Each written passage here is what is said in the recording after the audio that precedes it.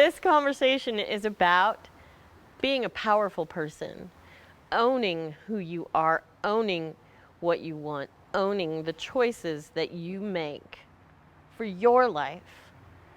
Because you're the only one that can own your life. And when we give our power to someone else, it puts everything out of whack and it puts somebody else in charge of our lives. A lot of times we don't even do it purposely, it just happens. There are 3 roles that people play that are very indicative that you've given your power away.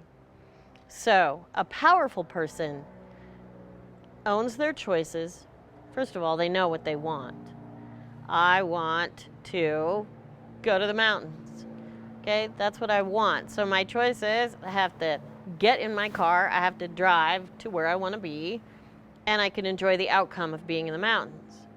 But if I'm like, I really want to go to the mountains, what do you want to do today?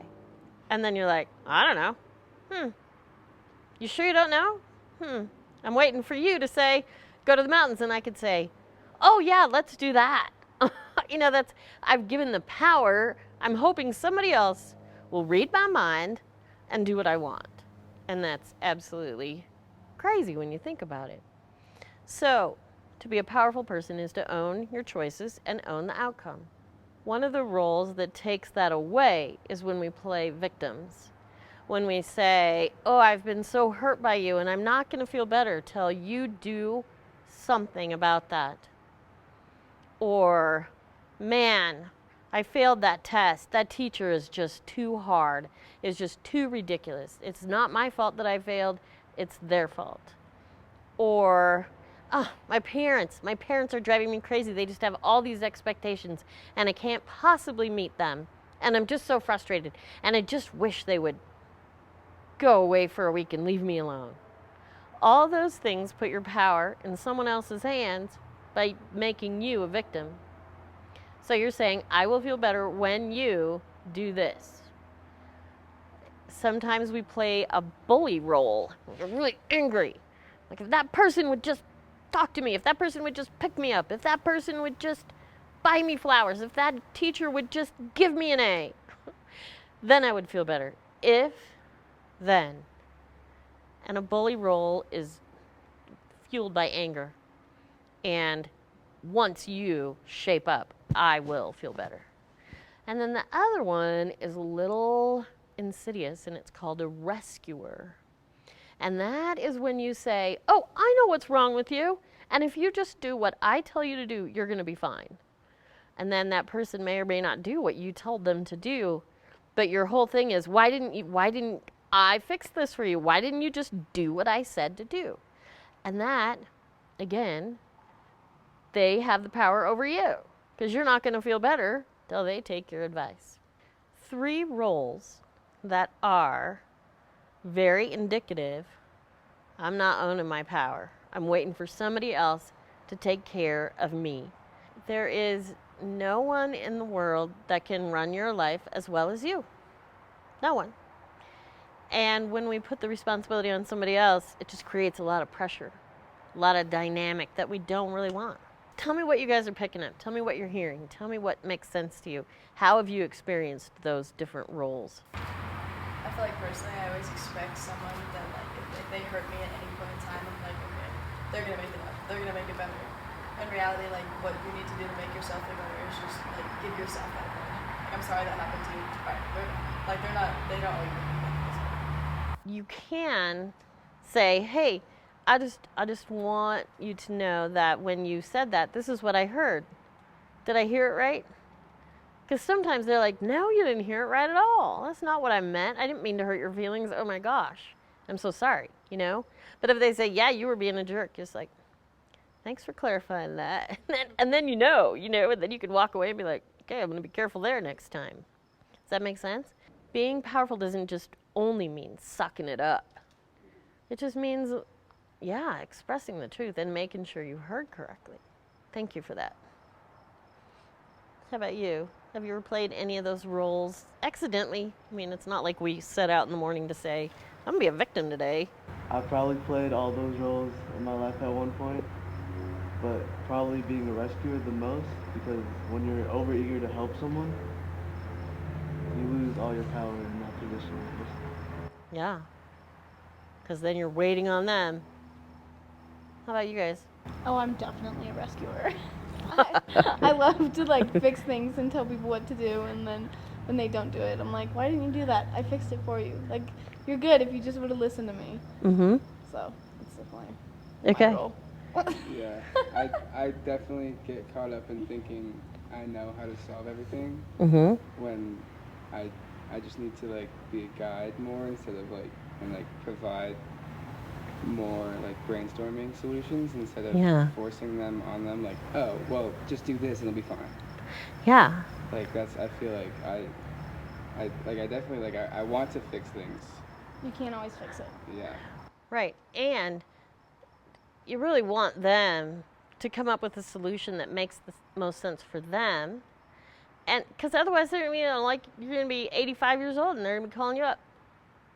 Justin, what do I do? I don't know. And you'll be like, dude, it's been 100 years. Stop calling me. No, but you're my guy who fixes everything, you know?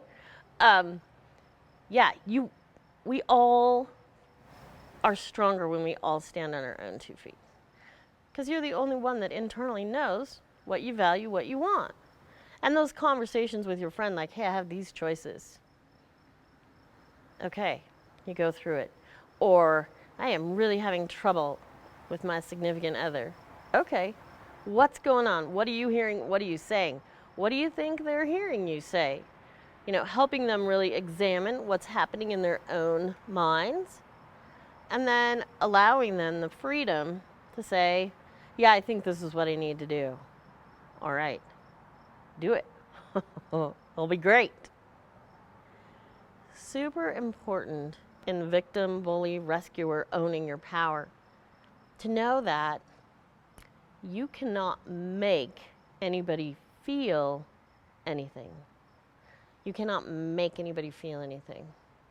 Like, we can't make someone fall in love with us. We can't make someone go to the mountains. We can't make someone feel like they've got to take that flower pot home because it's the best thing they've ever seen.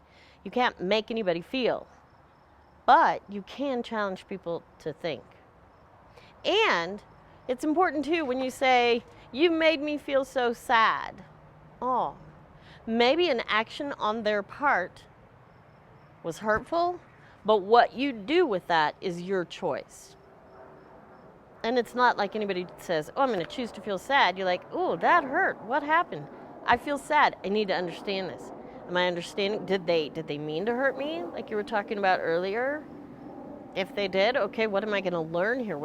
How can I be responsible for my choice? Maybe I'm not going to be as close to that person if that's how they're going to treat me. Or, you know, it's just about owning your own choice and owning what you do with those feelings that pop up in regard to other people. All those things are super important. So know what you want, own your choices, and own your outcomes. If I want an A in a certain class and I don't study for a test, it is not the teacher's fault. It is totally my fault. So, owning your outcomes. Okay, I got an F on that test. That is not what I want. Next time I'm going to choose to study because I want an A, and then you'll get the A. Do you guys have any other thoughts on those roles? I think something that's really important is to remember that you're in control no matter what. Like if someone says something that's really mean to you or really hurtful, no matter what they said, you're still in control of how you handle that, how you control your emotions from here on out, regardless of any feedback you get from anyone. Own that power. Good. Knowing or recognizing when you're trying to be a power on someone else's life, Mm-hmm. you can like step back and be like, oh, maybe I should suggest instead of enforce. Mm-hmm. So, Don't take over anybody else's life. You don't want to run it forever. So don't even run it for 5 minutes. Definitely with Justin, like stepping back and being able to like accept that you can only control yourself instead of someone else. Mm-hmm. And like as much as you want to like fix things, Mm-hmm. you can't. Yeah.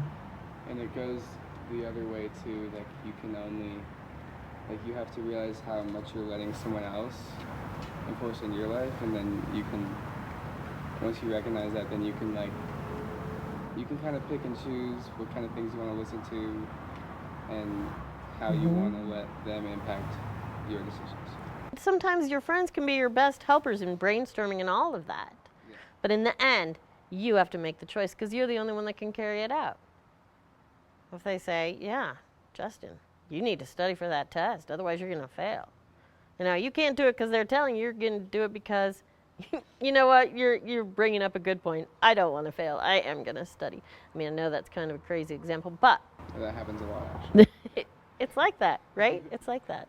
And that doesn't mean you have to be alone either. Like it doesn't mean everything is like all by yourself. Like you can Oh, definitely no. talk to other people, but in the end, it's your final choice. It's your final say. Yeah, and then you have to own the outcome.